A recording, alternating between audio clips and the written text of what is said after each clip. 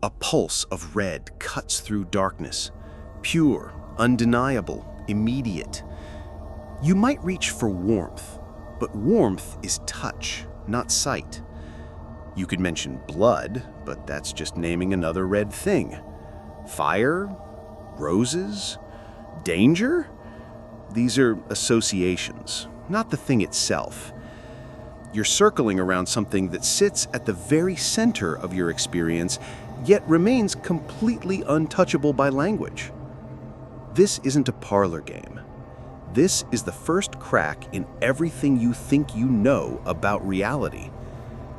Every day, millions of decisions hinge on that flash of red. Stop signs command obedience. Emergency lights demand urgent response. A red dress catches the eye in ways that have nothing to do with wavelengths or cultural programming. The experience is immediate, undeniable, more certain than most of the facts you claim to know about the world. Yet the moment you try to bridge the gap between your mind and another's, the moment you attempt to share what red actually feels like, you discover something deeply unsettling about the human condition. The most intimate aspects of your reality are also the most isolated. The most obvious truths are the most impossible to communicate. But here's where this becomes more than philosophical curiosity. If you cannot transmit the essence of something as basic as red, what happens when you try to share your experience of injustice, of love, of truth itself? What happens when others claim to know what you should feel, what you should see, what your red should look like? This is the story of how the most private aspects of human experience became the most powerful tools of public manipulation. This is about the space between minds and how that space can be weaponized. This is about the color you cannot say and why your inability to say it might be the most important fact about consciousness itself. The investigation begins with a simple recognition. If something so obvious resists description, we may be living inside a mystery far deeper than we've ever imagined. Language excels at categories, structures, relationships. We can say red light measures approximately 700 nanometers. We can explain that it triggers long wavelength cone cells in your retina. We can note that red signals stop in traffic systems worldwide, that it symbolizes passion in poetry, danger in warning systems, power in political movements. All of this is true. None of it comes close to the thing itself. This is the difference between description and experience, between knowing about and knowing what it's like. You can memorize every fact about fire without ever feeling heat. You can understand the physics of sound without hearing music. You can map every neural pathway involved in color vision without glimpsing the inner light that makes red, red. Philosophers have a term for these felt qualities of experience: qualia. The redness of red, the painfulness of pain, the way vanilla tastes different from chocolate, the particular sadness that minor chords evoke. Qualia are the interior textures of consciousness, private, immediate, and stubbornly resistant to communication.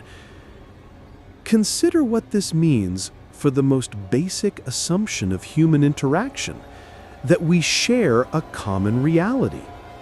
You and I both call strawberries red, both stop at red lights, both understand red as a color distinct from blue or green.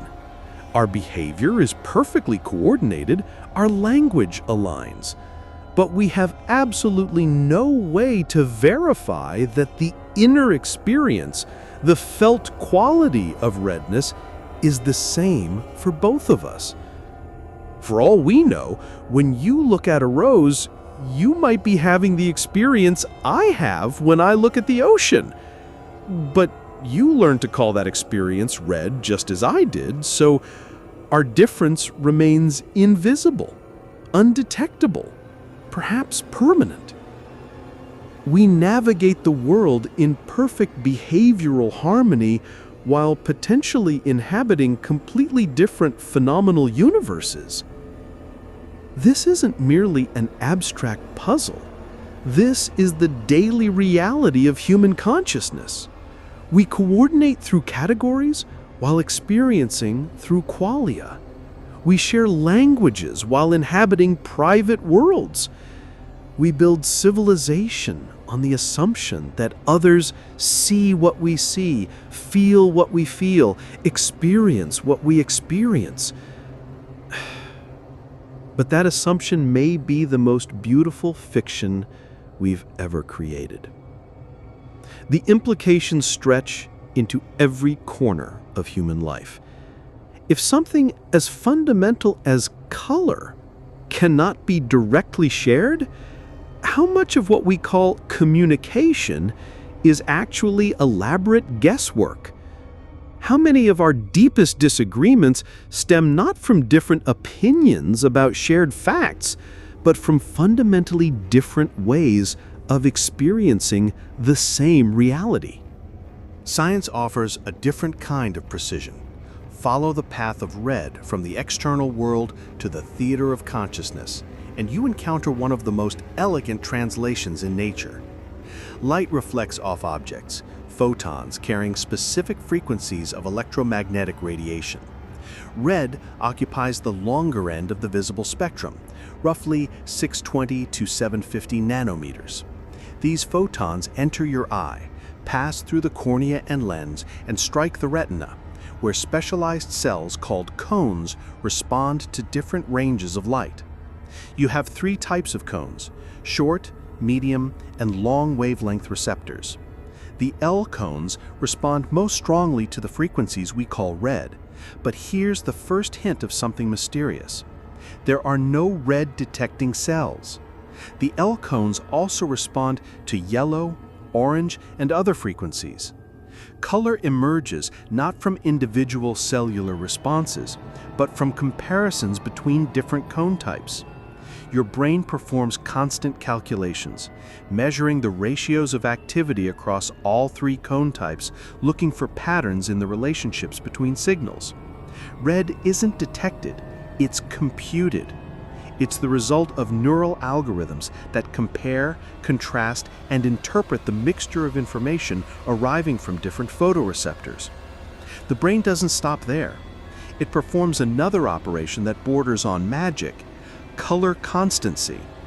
A red apple looks red to you in bright sunlight, under fluorescent lights, or by candlelight, even though the actual wavelengths reaching your eye are dramatically different in each situation. Your brain corrects for lighting conditions, for shadows, for reflected colors from surrounding objects, maintaining a stable experience of apple redness that bears only a loose relationship to the raw photonic data. This correction happens automatically, unconsciously, constantly. Your visual system is less like a camera passively recording light and more like a sophisticated interpreter making educated guesses about what colors objects really have based on context, memory, and statistical assumptions about how light behaves in the world. Science can map this entire process with remarkable precision. Neuroscientists can predict which neurons will fire when you see red. They can stimulate color experiences directly by applying electrical current to specific brain regions. They can explain color blindness, track the evolutionary development of color vision, even create artificial color experiences using carefully calibrated light combinations. Yet, for all this magnificent machinery, for all these detailed maps of photons and neurons and algorithms, something remains missing from the scientific account. Nowhere in the cascade from electromagnetic radiation to neural computation does redness itself appear. We can trace the mechanisms that produce color experience, but the experience itself, the subjective, felt quality of red, remains as mysterious as ever. Science has given us the how with breathtaking detail. The what it feels like continues to elude every instrument, every measurement, every reductive explanation. We stand at the strange boundary where objective knowledge meets subjective reality, where public science encounters private experience, where the most sophisticated tools of investigation reach their limit at the very thing they're trying to explain. February 2015. A photograph circulates online. A dress photographed in ambiguous lighting. Within hours, it fractures the internet. Half the world sees white and gold, the other half sees blue and black. Same image, same pixels, radically different experiences. The dress wasn't an optical illusion, it was a revelation. It exposed something most people never consciously recognize. Perception is not passive reception of data, but active interpretation based on unconscious assumptions about the world. When your brain encountered that ambiguous image, it faced a problem. Given uncertain lighting conditions, what are the likely true colors of the fabric? If you unconsciously assumed the dress was backlit by bright natural light, your brain corrected for that assumption and delivered an experience of white and gold. If you assumed artificial lighting in shadow, your brain computed differently and generated blue and black. These assumptions, what neuroscientists call priors, operate below conscious awareness. They're built from years of experience with how light behaves, how cameras capture scenes, how fabrics look under different conditions. Your brain is constantly making these perceptual bets, and most of the time you never notice, because most of the time the bets work seamlessly. The dress revealed what happens when the betting process becomes visible. Two people could look at identical information and have genuinely different experiences, not because one was mistaken, but because their brains were using different priors to solve the same perceptual puzzle. This pattern appears everywhere once you learn to see it. Yanny or Laurel, the same audio file triggering completely different heard words depending on which frequencies your auditory system emphasizes.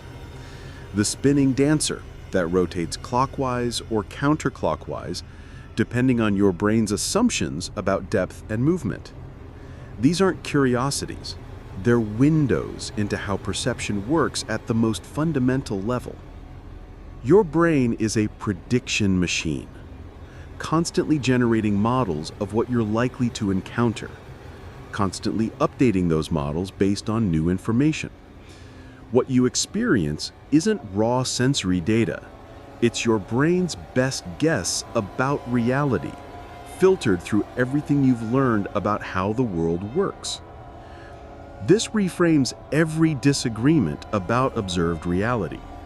When someone insists they witnessed something different than what you witnessed, they may not be lying, confused, or ideologically blinded.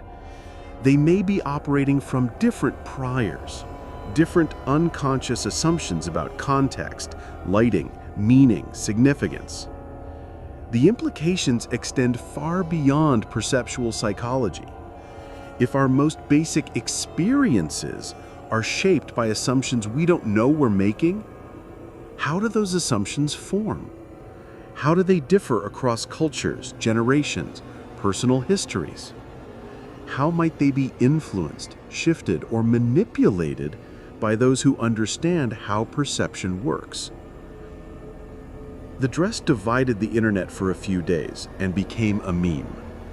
But the principle it demonstrated, that identical information can generate fundamentally different experiences depending on prior assumptions, operates constantly, invisibly, in every domain of human experience. The question isn't whether this happens. The question is whether we're conscious enough of our own perceptual betting to maintain some agency over the process. Step backward through time and watch color itself change. Homer describes the wine-dark sea, bronze skies, and notably absent from his rich palette is anything we'd recognize as blue. Ancient Greek, despite its philosophical sophistication, lacked a distinct word for the color that dominates both ocean and heavens. This isn't primitive blindness. It's evidence of something more profound about the relationship between language, culture, and perception. Anthropologists have discovered a universal pattern in how languages develop color vocabulary. All languages distinguish light from dark. If they have a third color term, it's invariably red. Then comes either yellow or green, followed by the other, then blue, then brown, then purple, pink, orange, and gray in various sequences. This progression isn't arbitrary. It reflects something deep about human priorities, about which distinctions matter most for survival, navigation, and social coordination. Red, the color of blood, fire, ripe fruit, apparently demands naming before the vast blue of sky and sea. But naming shapes noticing. Russian speakers, whose language distinguishes between light blue and dark blue, can differentiate between these shades faster than English speakers who use one word for both. The Himba tribe of Namibia, whose language carves the color spectrum along different boundaries than English, show enhanced ability to distinguish between shades that their language treats as separate categories. Language doesn't create perception, it organizes it, makes certain distinctions more available to conscious attention, easier to remember, simpler to communicate to others. The words available to you influence what you notice in the cascade of experience. Consider how different intellectual traditions have approached color itself. Newton passed white light through a prism and saw spectrum, 7 distinct bands that could be measured, predicted, mathematically described. He was imposing a mechanical, quantifiable framework onto the phenomena of light and vision. Goethe looked at the same prismatic effects and saw something entirely different. Color as the dynamic dance between light and darkness, between transparency and opacity, between the eye and world. For Goethe, color was alive, emotional, irreducible to mere measurement. His color theory emphasized the psychological and aesthetic dimensions that Newton's approach necessarily excluded. Kant, observing this debate, proposed something that still resonates. Maybe color exists at the intersection of objective world and subjective mind. Maybe it's neither purely out there in objects, nor purely in here in consciousness, but emerges from the encounter between perceiver and perceived.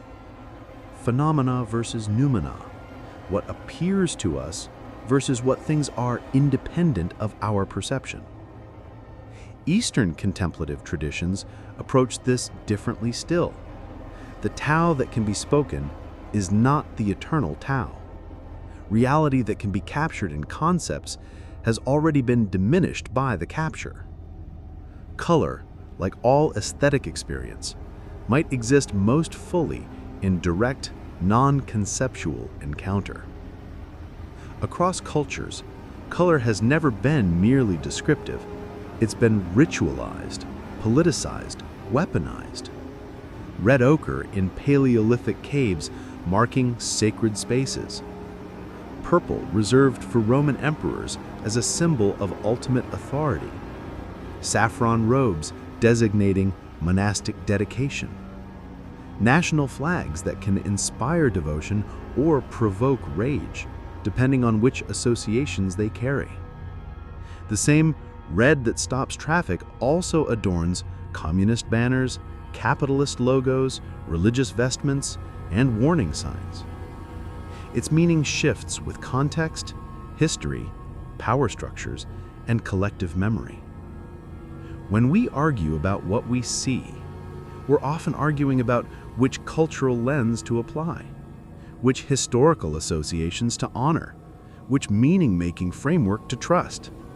The red you experience carries within it not just current photonic information, but centuries of accumulated significance, linguistic habits, ritualized responses, and inherited ways of seeing. Imagine a scientist, call her Mary, who knows everything there is to know about color. She can predict exactly which wavelengths will trigger which neural responses. She understands color constancy, opponent processing, the evolutionary advantages of trichromatic vision. She has read every paper, mastered every theory, memorized every fact about how color vision works. There's only one thing Mary has never experienced. She has lived her entire life in a black and white room, learning about color through monochrome monitors and grayscale text. Now imagine Mary steps outside and sees a red apple for the first time. Does she learn something new? Your intuitive answer reveals something crucial about the nature of consciousness. If Mary learns something, if there's information about redness that no amount of physical knowledge could have conveyed, then there are facts about experience that cannot be captured by objective science. There are truths about consciousness that remain accessible only from the inside, only through direct encounter. But what exactly does Mary learn? It cannot be a new fact about wavelengths or neural pathways. She already possessed all that information. It must be something else. The subjective, experiential, phenomenal character of redness itself, the qualia that no description can touch.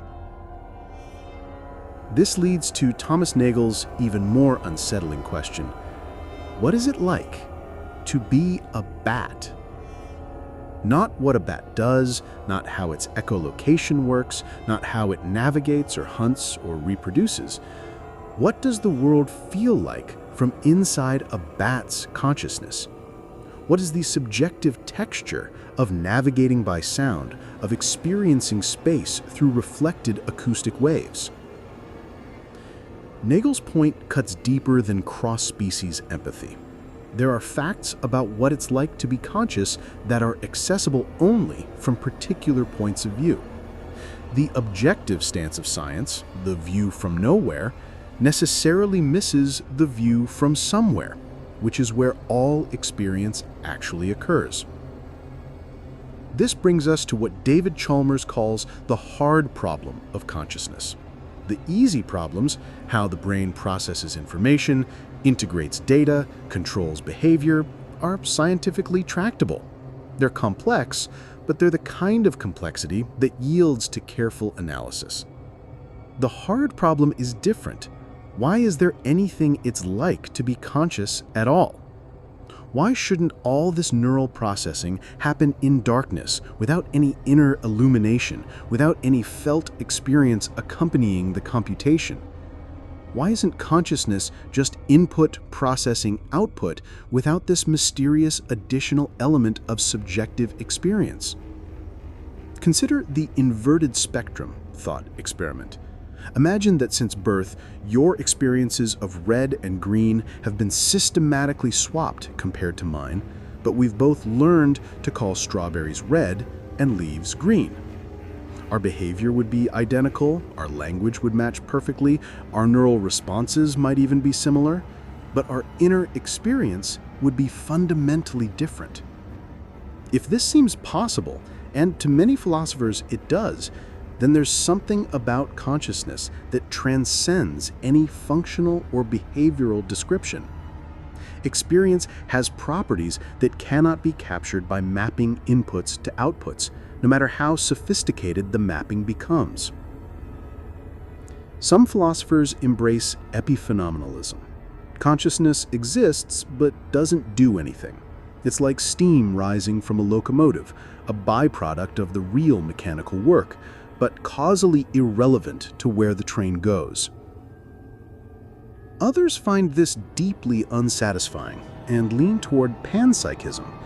If consciousness cannot emerge from purely unconscious processes, maybe consciousness is fundamental to reality itself, present at some level in all physical interactions. Maybe your unified conscious experience is built from countless micro-experiences in neurons, atoms, or quantum fields. These aren't merely academic puzzles. They're attempts to understand what makes you, you. What makes experience possible. What distinguishes a conscious being from a sophisticated zombie that behaves exactly like a conscious being but has no inner life. The stakes are higher than they initially appear. If consciousness has irreducible subjective aspects, then any science of human behavior that ignores those aspects is necessarily incomplete. Any attempt to predict, control, or manipulate human responses that treats people as mere information processing systems is missing something essential. And if experience is real but cannot be directly communicated, then the most important aspects of human life exist precisely in the spaces that resist measurement, commodification, and external control. Ludwig Wittgenstein spent his later career circling a disturbing possibility. Maybe the very idea of a private language, words that refer to sensations only you can access, is logically incoherent. His argument unfolds like this. Language derives meaning from public use, from shared practices, from the ways communities coordinate behavior. When you say red, the word means something because you and others can point to red objects, agree about red things, use red in ways that others recognize and respond to appropriately. But what would happen if you tried to create words for purely private experiences, sensations that only you could ever access? How would you know you were using the word correctly? How would you distinguish between remembering the sensation accurately and merely thinking you remember it accurately?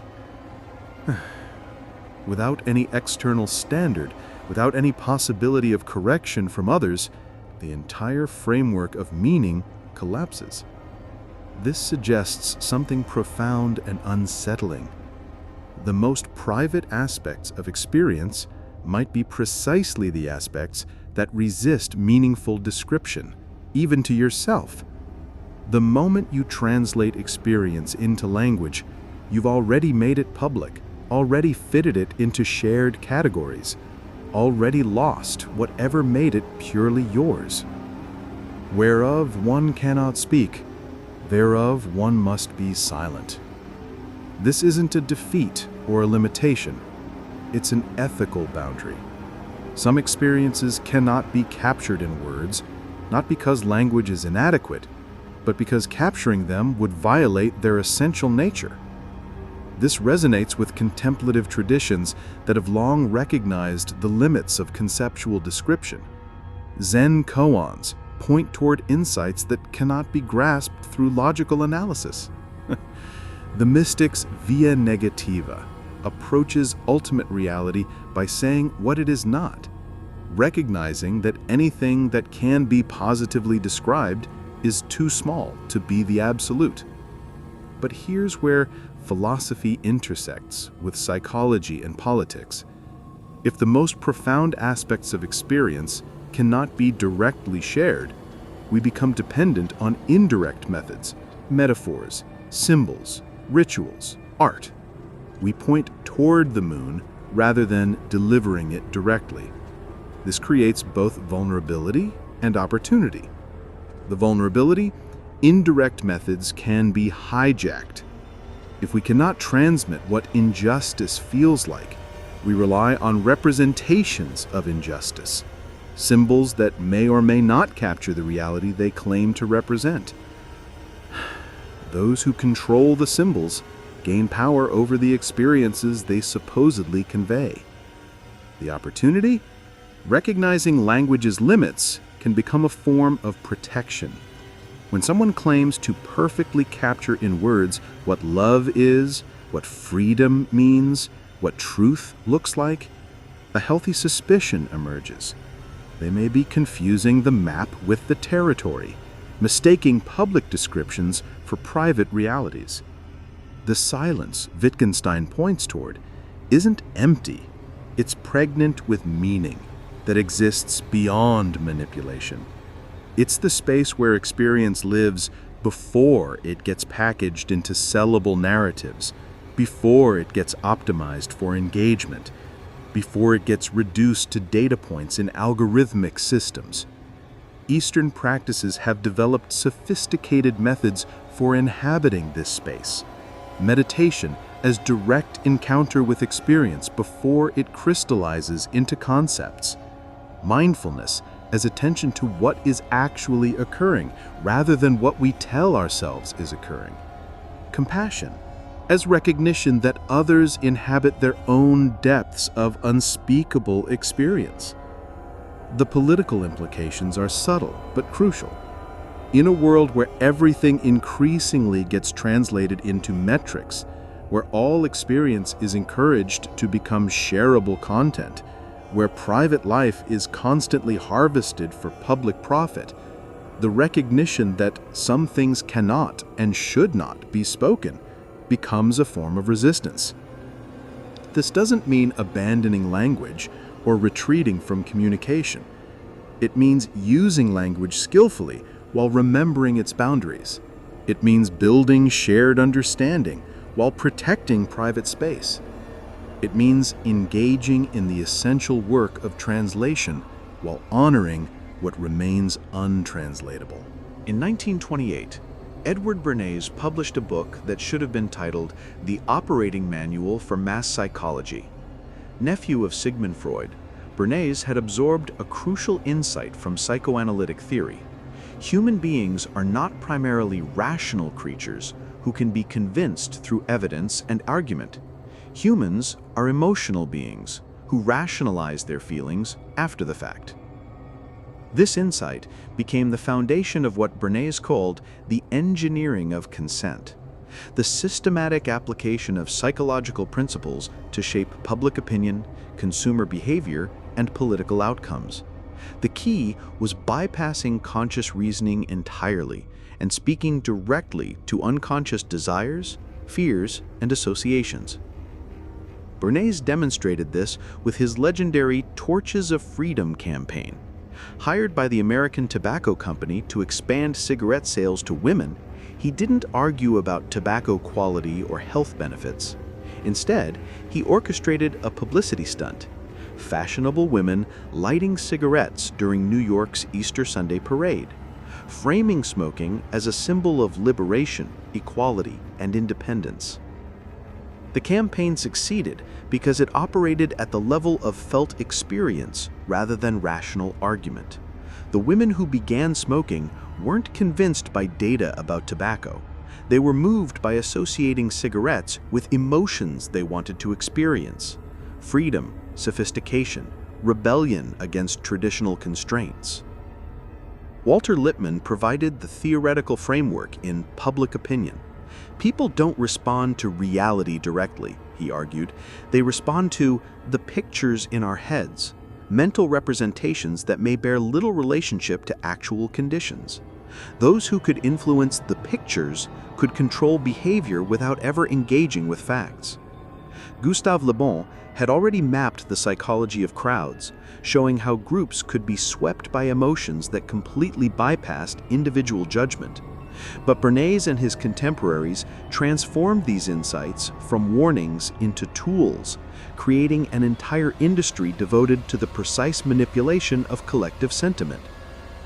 Watch archival footage from the 1930s and see the principles in action.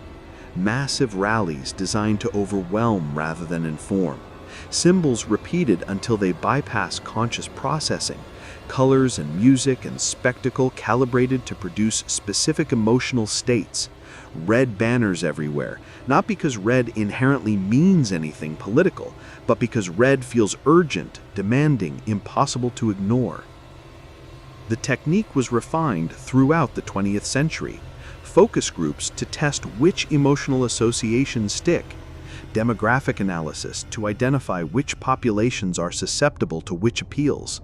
Media placement strategies to reach people when their psychological defenses are lowered. Always the same core principle: find the emotional lever, apply pressure precisely, let rationalization follow. This isn't historical curiosity. It's the blueprint for contemporary influence operations. Modern behavioral design has digitized and intensified these same mechanisms. A/B testing allows real-time optimization of emotional response. Social media algorithms select for content that generates strong feelings because strong feelings predict engagement, and engagement generates revenue. The entire attention economy operates on Bernays' fundamental insight. Human behavior is driven more by emotion than by reason, and emotions can be triggered more easily than they can be analyzed or controlled. Consider how this applies to something as basic as color in digital environments. Red notification badges create artificial urgency, not because the notification is actually urgent, but because red bypasses conscious evaluation and generates immediate arousal. Blue dominates tech company branding because blue triggers associations with trust, stability, competence. Green signals permission, safety, go, so it's used for purchase buttons, positive feedback, approval indicators. These aren't accidents. They're the application of decades of research into how color affects behavior below the threshold of conscious awareness. The designers implementing these choices may not consciously intend manipulation. They're optimizing for user engagement, conversion rates, time on platform metrics. But the effect is the same: environmental cues that trigger emotional responses that influence behavior that drives business outcomes. The machinery has become so sophisticated that it often operates without conscious intent from its operators. Algorithms select for virality without their creators necessarily meaning to promote outrage, but outrage spreads faster than nuance, so the system gradually amplifies anger. Engagement metrics reward intensity over accuracy, so intense content crowds out careful content. The feedback loops create their own momentum, their own logic, their own goals that may diverge dramatically from any human intention. Understanding this machinery is the first step towards maintaining some autonomy within it.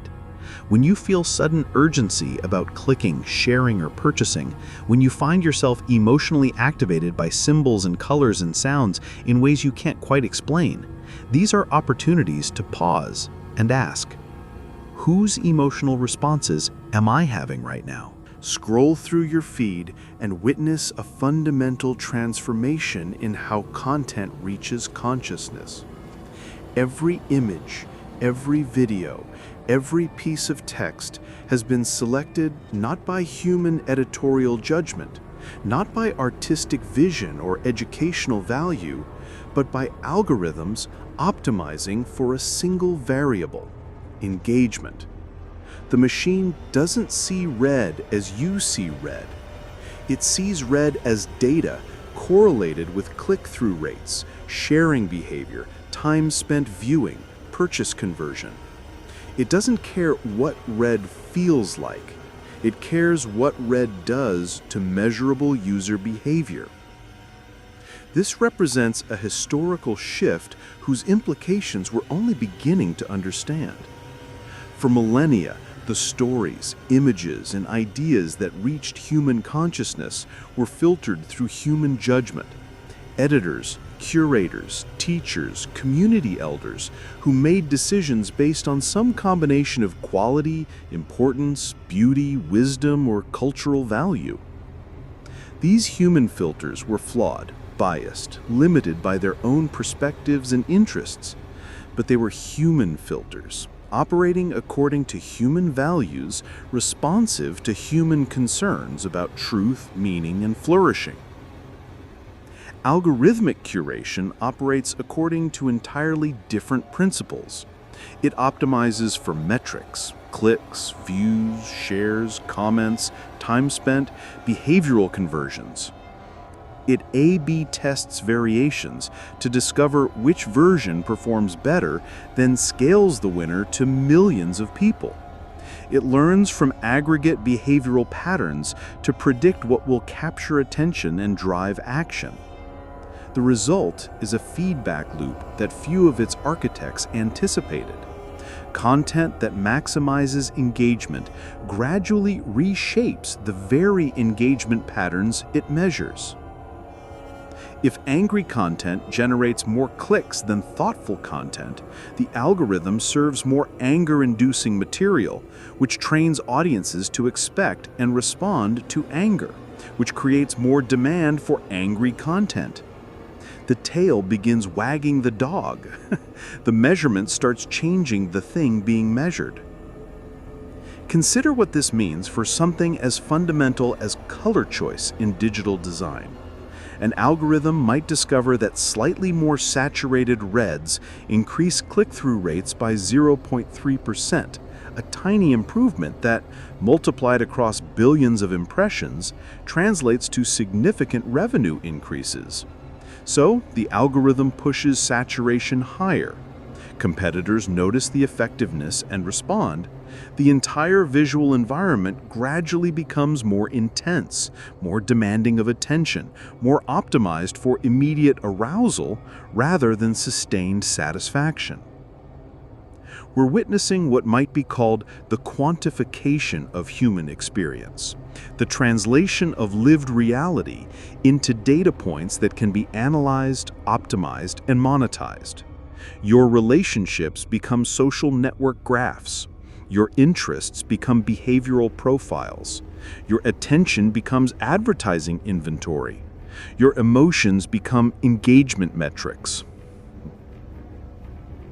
The engineers building these systems often have genuinely good intentions. They want to show people content they'll find interesting, connect them with communities they'll value, help them discover products they'll actually want.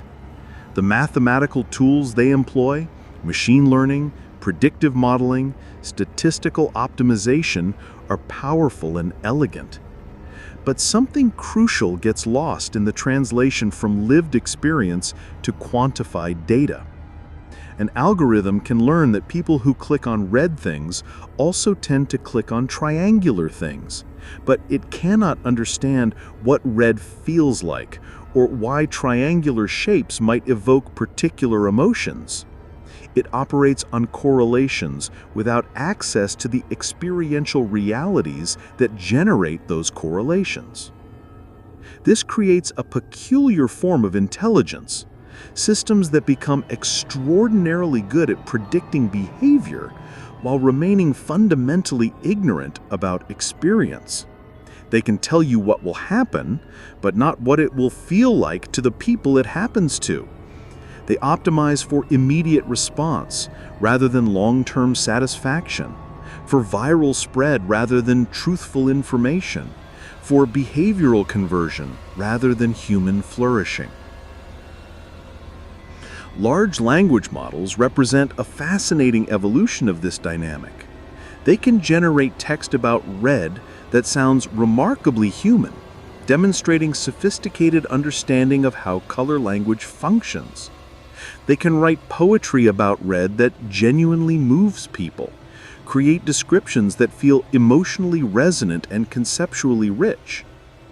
But they accomplish this without ever having experienced red, by learning statistical patterns in how humans write about color experience, by modeling the relationships between words without access to the qualia those words attempt to describe. This isn't necessarily problematic. Humans learn much about experience through language patterns too. But It highlights how much of our communication about inner life consists of learned associations rather than direct transmission of felt reality. The AI becomes a mirror reflecting our own descriptions of experience so skillfully that we sometimes forget we're looking at a reflection. The deeper question is what happens when systems optimized for metrics begin actively shaping the experiences they measure. When your feed learns to serve content that maximizes your engagement time, it's not just predicting your preferences, it's gradually training your preferences toward whatever keeps you scrolling. Your actual experiences, what captures your attention, what moves you emotionally, what seems important or beautiful or true, begin conforming to what the algorithm has determined will generate measurable responses. The private world of felt experience becomes increasingly influenced by systems that understand nothing about experience directly, only its quantified shadows. If direct transmission of experience is impossible, how do we connect across the isolation of individual consciousness? How do we build understanding despite the privacy of qualia, the untranslatability of felt reality? The answer isn't to overcome the fundamental privacy of experience. That may be impossible and might not even be desirable. The answer is to develop practices that honor privacy while creating resonance, that acknowledge difference while building temporary bridges of shared meaning. Art has always served as humanity's primary technology for this work. When a musician plays a melody that moves you, they're not downloading their emotional state directly into your consciousness. They're creating organized patterns of sound that invite your consciousness to generate experiences that resonate with theirs. The music becomes a meeting ground where different minds can encounter something similar enough to feel like communion. Visual art operates similarly. When a painter captures red in a way that makes you catch your breath, they haven't literally transmitted their experience of redness to you. They've arranged pigments and light in ways that evoke in your consciousness whatever red means to you, but in a context shaped by their vision, their choices, their aesthetic sensibility. The painting becomes a collaborative creation between artist and viewer. Poetry might represent our most precise tool for pointing toward unsayable experience. Poets don't define red, they create verbal environments where your own relationship with red can unfold more richly, more consciously, more completely. They use metaphor not as decoration, but as phenomenological archaeology, excavating layers of experience that direct description cannot reach. Cinema combines these approaches, weaving together color, sound, movement, narrative, and performance to create what we might call empathy machines, structured experiences designed to help you temporarily inhabit perspectives radically different from your own. When you feel moved by someone else's joy or pain on screen, you're practicing the imaginative work that empathy requires in daily life. Beyond artistic practices, humans have developed more systematic approaches to bridging experiential differences. Reflective listening, the discipline of mirroring back not just someone's words, but your understanding of their underlying experience, creates space for course correction. What I hear you saying becomes an invitation for the other person to guide your understanding closer to their reality. The practice of steel manning, reconstructing the strongest possible version of a viewpoint you disagree with, forces you to stretch your imagination toward experiences and assumptions that don't come naturally. It's empathy as intellectual discipline, requiring you to temporarily inhabit worldviews that challenge your own. Double crux conversations identify the specific beliefs or experiences that would actually change minds on both sides, creating frameworks for productive disagreement that acknowledge how much our positions depend on different foundational assumptions about reality. More experientially, humans have developed ritual technologies for creating synchronized attention and shared presence. Meditation practices that help groups attend to similar aspects of experience simultaneously. Singing, dancing, and breathing practices that create temporary physiological alignment. Simple activities like sharing meals, walking together, or sitting in purposeful silence can generate forms of resonance that don't require perfect communication. Technology is beginning to offer new possibilities. Virtual reality experiences that let you see through someone else's literal point of view, though you still process that seeing through your own consciousness. Sensory substitution devices that translate visual information into sound or touch, providing temporary access to unfamiliar forms of perception. Biofeedback systems that make usually invisible aspects of experience, heart rate variability, breathing patterns, muscle tension, available for shared attention and mutual awareness.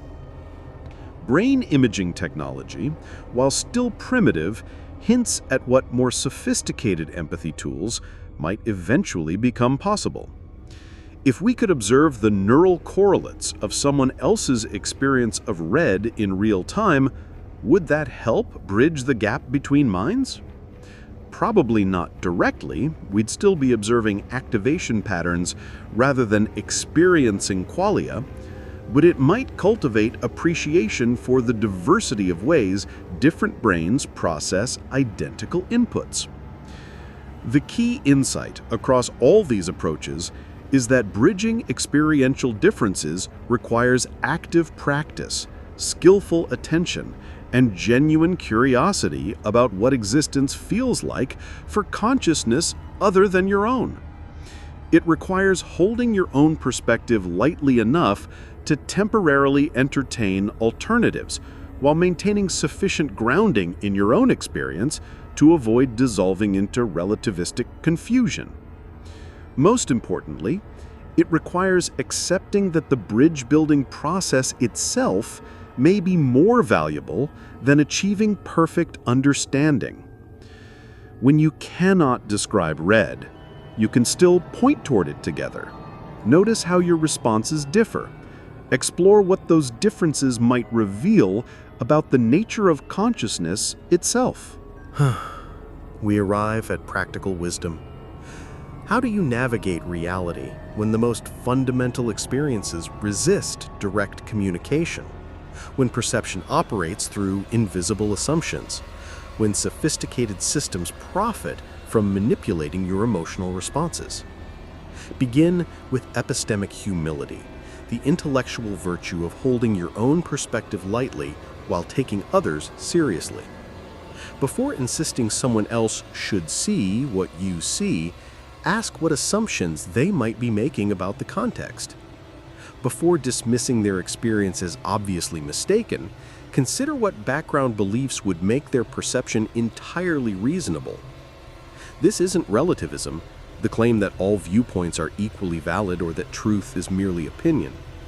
It's recognition that the journey from raw sensory input to conscious experience involves interpretation, and different people might reasonably interpret identical data differently based on different histories, contexts, and unconscious assumptions about how reality works.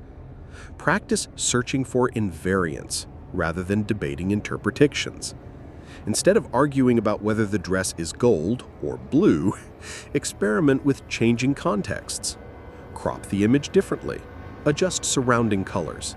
Imagine different lighting scenarios. Look for patterns that remain stable across different perspectives rather than insisting your particular viewpoint captures the whole truth. Develop sensitivity to emotional ventriloquism, moments when content tells you how to feel before you've had opportunity to feel authentically.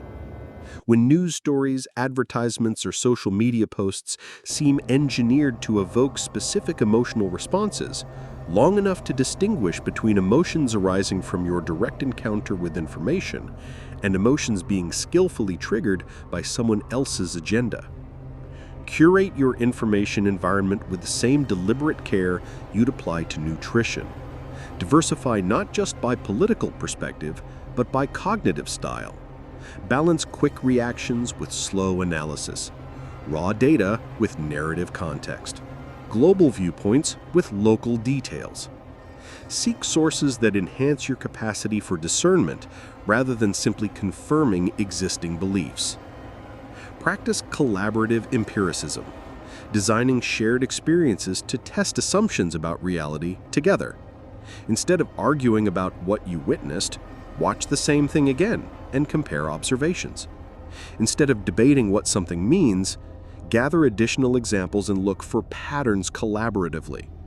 Use disagreement as a starting point for investigation rather than an endpoint for judgment. Cultivate metacognitive awareness, the ability to observe your own thinking processes while thinking. Notice when you're making assumptions, filling gaps in information, or extrapolating from limited evidence. This isn't paralyzing self-doubt, but skillful self-monitoring, maintaining some awareness of how your mind constructs your version of reality. Protect experiential space that resists optimization, measurement, and monetization. Spend time in environments not designed to capture attention. Engage in activities that don't generate shareable content. Practice forms of attention without instrumental goals. The unsayable dimensions of experience need room to breathe if they're going to remain available to consciousness. Most crucially, remember that recognizing the limits of description doesn't mean abandoning attempts to communicate. It means communicating more skillfully, with greater awareness of what language can and cannot accomplish. Use words as invitations rather than commands, as pointing gestures rather than grasping hands. When you cannot describe red, you can still create conditions where others might encounter red for themselves. You can share the context of your own experience while remaining genuinely curious about theirs. You can build trust robust enough to hold the uncertainty that accompanies never quite knowing whether you're truly understanding each other. This approach requires more intellectual labor than assuming everyone should see things your way. It demands more emotional work than dismissing differences as stupidity or malice. But it opens possibilities for connection that remain unavailable to people who insist on the universal transparency of their own perspective. The undescribable isn't a problem requiring solution. It's a feature of consciousness that makes privacy, creativity, mystery, and authentic encounter possible. Learning to live skillfully with what cannot be said may be among the most essential capacities for flourishing in a world where so much depends on the quality of attention we bring to what we can never fully share. We return to the beginning. Red, pulsing like a heartbeat, immediate and obvious and completely resistant to capture. The investigation is complete. We have followed the light from photon to perception, traced the neural pathways, explored the cultural variations, analyzed the manipulation techniques, developed practices for bridging the gaps between minds. Yet red remains exactly as private, as immediate, as untranslatable as when we began. This isn't failure of method or limitation of inquiry. This is the point. The secret of subjective experience isn't that it conceals truth about reality. The secret is that it makes truth livable, feelable, meaningful in ways that pure information never could. Red isn't just electromagnetic radiation. at 700 nanometers, it's the universe becoming aware of its own light. Pain isn't merely neural activation, it's consciousness encountering its own boundaries. Love isn't simply evolutionary programming, it's awareness recognizing itself in another awareness. The privacy of experience that seemed like communication breakdown turns out to be foundation. It's what makes you, you, rather than just another information processing system. It's what makes art possible. Art depends on the gap between what can be shared and what can only be individually encountered. It's what makes empathy meaningful. Empathy is the choice to reach towards someone else's reality, knowing you can never fully arrive there. It's also what makes moral responsibility possible. If experiences were perfectly communicable, completely measurable, entirely manipulable, there would be no inner sanctuary to protect, no privacy to respect, no mystery to honor. The fact that consciousness remains partially opaque even to itself creates space that cannot be violated by external force, space that requires your attention, your care, your choices about how to inhabit it. The next time someone disagrees with you about what they observed, remember the dress. Remember that different assumptions about context can generate genuinely different experiences of identical information. The next time you feel powerfully moved by symbols, colors, or sounds, remember Bernays and the sophisticated systems designed to trigger responses below conscious awareness. The next time you're tempted to dismiss another person's inner life as less rich than your own, remember the bat and the fundamental limits of imaginative projection. Two silhouettes stand before a sunset. One whispers red, the other remains silent. Both are encountering something that exceeds description, that resists perfect communication, that cannot be reduced to its measurable components. Both are participating in the universe's strangest experiment, matter that has learned to experience itself. The conversation continues in your own choices about how to inhabit the mystery of being conscious. What experiences are you protecting from systems that would optimize them? What aspects of your inner life resist translation into content, data, or someone else's profit? What would change if you fully accepted that the most important dimensions of reality remain unsayable? The secret of subjective experience is not despair about communication or retreat into solipsism. The secret is that the gap between description and experience, the very thing that seems to isolate us from each other, is what makes connection urgent, love profound, truth more than information. That gap is not a bug in consciousness. It might be the most essential feature of what makes us human.